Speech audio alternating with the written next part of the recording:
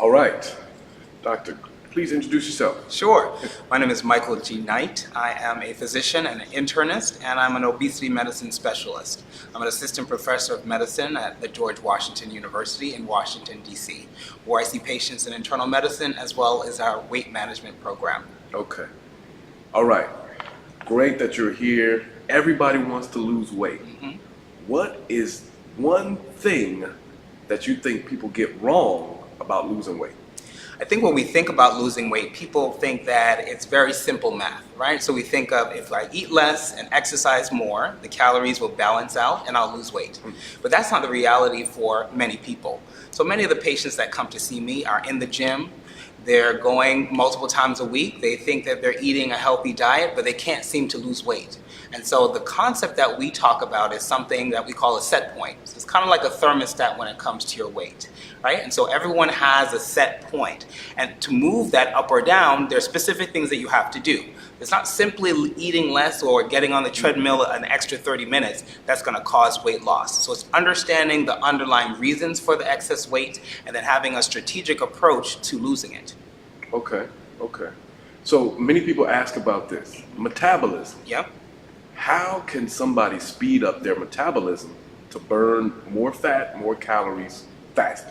So that's a great question, and it's one we get all the time, and it's one of the challenges because there's no easy answer. I wish there was an easy way to speed up your metabolism. What we call it is resting metabolic rate, right? So that's the rate that you're burning energy, burning calories by doing nothing, basically. What we found is that when you start trying to lose weight, your body actually slows down your metabolism to combat that. So if you notice, many people, they'll start losing weight for the first 5 pounds, pretty easy, but the second 5 pounds is like twice as hard. They feel more hungry, they're not losing weight, they get frustrated, right? And they end up back where they started. It's because your body has a counter-regulatory mechanism, what we call it, where it's working to bring you back to that set point that we just talked about. So there, your weight, instead of moving, will stay where it is. So the way to change that, so increasing your caloric expenditure through exercise can help to move that metabolic rate, but it's very difficult. Okay. So one question we always get is about drinking. Is there certain drinks, certain juices that can help with weight loss? So the evidence that we have, there's no specific juice or drink that I would say that we have seen to be consistent for everybody. And so you may see advertisements or different types of fruits, especially exotic fruits, that say this is going to cause you weight loss. It may or may not. We haven't seen any juices that I would say that are readily available that consistently lead to weight loss. Now, we do see that consistently lead to weight gain, right? And so when we think about patients, especially African American patients that are dealing with diabetes, pre-diabetes, or insulin resistance, which is something that comes before both of those conditions.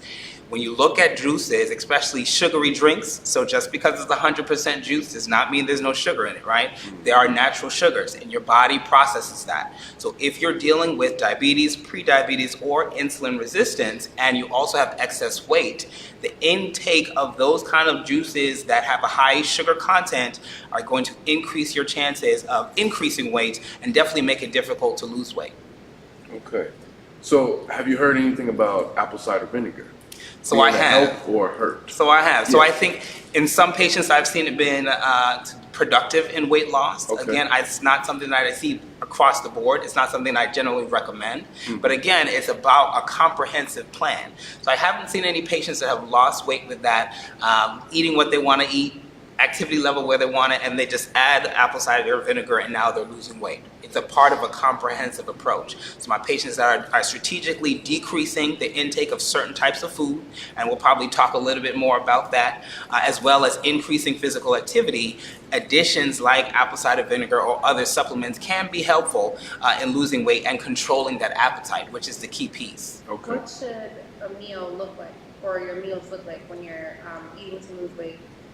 So eating to lose weight is going to be very specific to why you have excess weight to begin with. And so I'll say generally, because most of the patients that I see I would say 80 to 90% of African American patients that I see with excess weight are dealing with some level of insulin resistance, diabetes, or prediabetes. And so in those patients, it's very important to look at the macronutrients. What do we mean by macronutrients? So most of the foods that we eat are going to be composed of three main things: fats, proteins, or carbohydrates, right? You have your vitamins and minerals, but that's the minority of what you're eating. Okay, so you have to think about the percentages that are in a meal. For someone that is dealing with insulin resistance, diabetes, excess weight, you have to look at the proportion of carbohydrates in that meal. So what do we mean by carbohydrates? Those are your starches, right? So your potatoes, your rice, your pasta, all of those things. So when you have a plate, I always tell my patients when they're going, I want them to limit the starch to a quarter of the plate, right? So the majority of your plate should be vegetables, lean meats, right, to get your protein. You want to make sure you're having enough protein in there, and really just a quarter of that plate being carbohydrates. And that is usually the initial approach until we specifically look at the complexities that are leading to the excess weight. Okay. So we have a question on Facebook. We have a few, actually, a lot. Brian asks, are all calories the same? Let's say the calories from a candy bar and the calories from alcohol. That's a great question, and all calories are not the same. Okay. It's something I hear all the time because, again, like we talked about, it's not simple math. Sometimes people think, okay, this candy bar has 300 calories. That means if I get on the treadmill and burn 300 calories, I'm good to go. And I wish it was that simple, but that is not the reality. The way that we process different foods is going to have a different effect on how much fat we are storing. Remember, fat is stored as energy, right? So we need fat for energy storage. Depending on where the calories come from, so if I give you 100 calories of protein and 100 calories of carbohydrates, those two same amount of calories are going to have two different effects on your weight. Okay, that protein is going to give you energy that you need for the day with a very limited amount of added fat mass. Okay, the carbohydrates for most patients are going to lead to increases in the hormones that lead to weight gain and sugar imbalance. Okay, we have a lot of people asking about the keto diet. Yeah. Is that something you can talk about? Is that a good diet? Should they be doing it long-term, short-term? Sure. So with any diet, I say the most effective diet is a diet that you can stick to. Okay? So the patients that I have that are on keto diet, I do see weight loss. It is effective for many people, but it's most effective for people that can stick to it. So if you think about the components of a keto diet, for those who don't know, it's really reducing the amount of carbohydrates that you're having, okay? Very limited carbohydrates, much more protein and fat. Because the large percentage of my patients, as I stated, have some level of insulin resistance, by removing carbohydrates from the diet, they see weight loss. And so that's why so many people, keto diet, Atkins diet, they're really reducing carbohydrates and seeing weight loss. Another piece to the keto diet is you'll hear people saying, oh, I went into ketosis, right? So that's basically a point where your body is really maintaining most of its energy requirement from protein intake. And that leads to decreased appetite. So appetite is suppressed. Patients are not very hungry, even though they're not eating as many calories. So with keto diet, I do see benefit, especially in patients with insulin resistance or prediabetes, diabetes, like we stated. But the biggest thing is, can you sustain that? Because if you do it for a month, 2 months, you lose weight. But when you go back to eating regular food and you're not on the diet anymore, you do see a weight regain for most patients. So it's finding a level that's sustainable. What about that? That brings up a good point. What about intermittent fasting? Yes, intermittent fasting. What's your take on that? My take, again, is also sustainability. I have many patients who say, doc, I don't even eat breakfast most days, right? I can go to lunchtime, I'm not really hungry. Two pieces here. Some people make up for the food that they don't eat at breakfast at lunch and dinner, right? So they don't eat breakfast, but then the lunch is a time and a half as big as it would have been had they had breakfast. So number one is understanding that about you. Are you someone who can fast and then not have to make it up when you're eating? If that's you, intermittent fasting can be an option. On the data side, we have seen a benefit for patients, especially pre-diabetics who are on intermittent fasting, in a decrease of the risk for progression to diabetes, number one. But number two, also weight loss. And so when we think about intermittent fasting, most of my patients are on at least 15 to 16 hours of no food intake. So that means, let's say, for example, from 8 p.m. to at night until 12 p.m. the next day, they're not eating. They may drink water, of course, you got to stay hydrated, but they're not eating food, caloric intake. And that's how they're able to do the intermittent fasting. Okay. Can you talk a little bit about food addiction? Okay. And one, what it really is, and then two, how do we get away from it? So when we think about food, you have to really know your relationship to food. A lot of us, when we're growing up, what happens when you do something good, right? You get a snack, right? It's your birthday, you're gonna get some cake. We have been raised in a society where food is a benefit, food is a gift, right? And so a lot of us become addicted to that. When you think about addiction, whether it's substance abuse, addiction to a variety of things, if you look at the neurotransmitter level, okay, so those are the level of molecules in your brain, you have a release of those pleasure hormones when you do it, right? So seeing your favorite show on TV, something that excites you, something that you enjoy, you feel good, right? You have that dopamine release. It's the same thing with food for many people. So it's actually an addiction like it is to many other substances. And so when we think about how to reduce it, it's not simply, just put the plate away. It's something that you actually are thriving on. And so how do you come across that? Incremental decreases, the same way that we do it for many other things, right? Whether it's smoking or a variety of things. So it's working to replace that pleasure with something else, okay? And also slowly weaning yourself off of that, finding other ways to have enjoyment, social interactions without depending on food. So we have a few people asking about fresh lemon and water. They want to know, what does that do for your body? So fresh lemon and water, of course, there's a lot of benefits for water. It's hydration, refreshment. For some people, having that lemon taste added to the water actually allows them to take in a lot more water, and also allows them to decrease their appetite because they're feeling that they're basically like drinking a juice or drinking something while not having that caloric intake. So when you think about it, right, so sometimes you're hungry, you drink a glass of juice, and now your appetite is pretty suppressed even though you haven't had a meal. Same kind of concept with lemon and water, but the calories in that are almost zero, right? And so that allows you to suppress the appetite, not as much caloric intake, and that lets you go longer without having intake, and over the day, your average amount of calories that you've taken in are reduced. Another question, this is really good. How do you know what foods work with or against your body when you're trying to lose weight? So it's important to know your cardiometabolic profile, okay? And that's something that you can talk to your provider about. So patients that I see in Washington, D.C., the first visit, I'm talking about what you're eating, your exercise, but then we're also doing often blood testing, because are you pre-diabetic? Do you have a thyroid issue?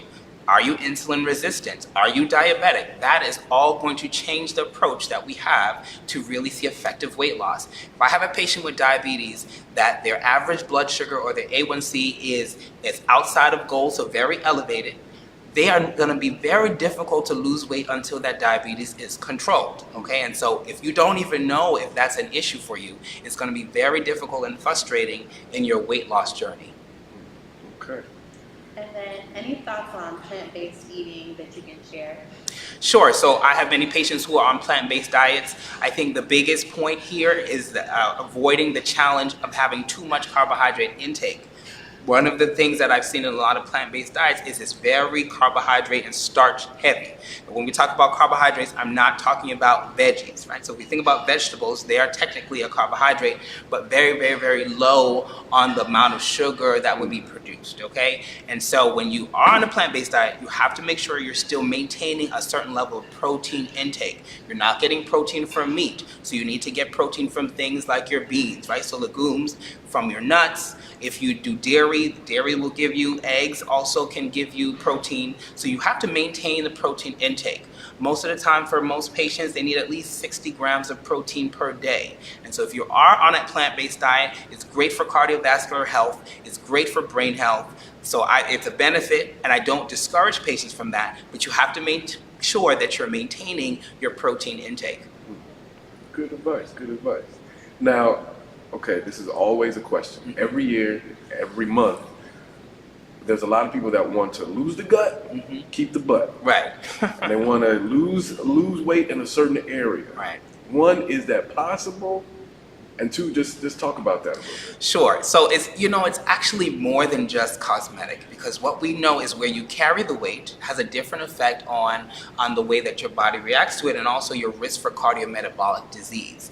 What we have found is that individuals that carry most of the weight in the midsection, okay, that is that they are at increased risk of cardiovascular disease or cardiometabolic disease, and those who carry the weight more in the hips, while the waist is smaller, they have less of that risk, okay? And so we think about the waist circumference as a way that we look at the risk factors. Now, how do you lose it? It's a combination of things. When you just restrict your caloric intake, you're gonna lose from all over. A lot of that also has to do with your genetics, right? So some people, you lose 10 pounds, you can see it in your face, right? Mm-hmm. Some people you can't. Some people you see it in your legs, or your clothes are fitting differently. So that is a piece, but it's also about your physical activity and toning. So if you're in the gym, you're toning certain areas, you're tightening up your abdominal and doing core exercises, that's going to help pull in the waist more while you're having overall weight loss. Is red meat really bad for you? So red meat, let's think about that, right? So a lot of the data that have come out that have seen a link between red meat is between red meat and cardiovascular disease. So when we think about that, what we know is by decreasing red meat, you can increase your likelihood of avoiding things like heart attacks and stroke. Okay, I don't say that you can't have any at any time, but the majority of your protein that is meat-based should be coming from lean meats. And lean meats, we're talking about poultry, so that's your chicken, your turkey, and then your fish and another seafood. That's going to be where you can get that meat-based protein without some of the additional risks that come with the red meat. So much great information. Where can we find you? Sure. So you can find me on Twitter and Facebook as well. If you look for Dr. Michael G. Knight, I'm on Twitter as MG Knight MD. You can also find me where I work at George Washington University. So if you look there, gwdocs.com, you can find information about seeing us, especially if you're in the Washington, D.C. area. We would love to see you. Awesome. Thank you. Thank you. Thank I know you. There's plenty of more questions, but thank you so much for coming.